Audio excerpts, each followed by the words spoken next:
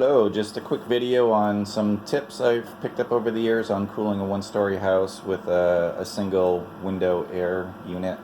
So what I like to do is insulate the shit out of the window frame once the AC's in. This room isn't occupied, so I just leave it exposed. It looks ugly, but I don't care. You could always build a surround if you wanted to. I have two layers of insulation. And this works excellent to keep the cold air in, which is important. Once you produce it, you don't want to lose it. Keep in mind, you do not want to compress the batting. The insulation properties is basically the air, excuse me, the air in between the fibers. So gently push it in. Don't compress it.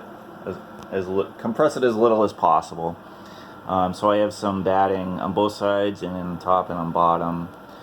And what I also did was got a tip from another YouTuber and picked up some screen from a hardware store. I think it was about $1 for, I don't know if I get a foot or two squared, and just covered all the openings on the air conditioner to keep the bugs out, and that's worked really well.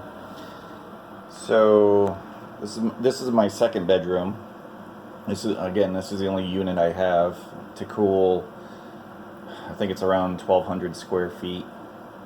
Now the caveat being, if you know a heat wave's coming, don't wait until the heat wave to turn this on. Turn it on the day before, or the last cool night, have all your windows open, let the cool air in, and then close them up, close all the shades, and turn on your AC the morning of the heat wave. But basically, don't expect a window unit to be able to instantly cool an entire floor. You want to start it about the day before a heat wave's coming and just let it run. So that's this room. Now there's two important things: ceiling fans and leaving your doors open for this to work. If you have kids, this may not work out for you. I basically leave all the doors open except at the end. That's my mudroom. I leave that closed because I don't care about cooling it. You obviously want the air to be able to flow down the hallway. So leave as many doors open as you can. And the other key part is ceiling fans. So I have one in my master bedroom.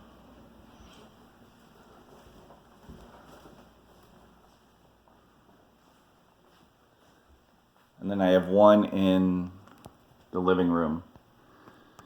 Now you may or may not be aware that there is a switch on most ceiling fans. This is for the rotation. And they can go either what they call summer or winter mode, clockwise or counterclockwise, as you're looking up at the blades. That's how you determine the rotation. So this is going clockwise. This is considered winter mode. Counterclockwise is summer mode. So the reason I run it in winter mode while I'm running air conditioning is to actually bring up the cool air. Cool air sinks, so you want to bring up the cool air and then basically disperse it around the room. If you run it in summer mode, it's actually going to work against you by blowing the cold air away from the room. So you want to run it in winter mode, suck up the cool air and let it disperse all around the room. This has worked excellent. Now, as I mentioned, I leave my mudroom closed off. It does eventually cool down, but it takes a while. But again, I don't care about that space as much. I want the main living area cooled.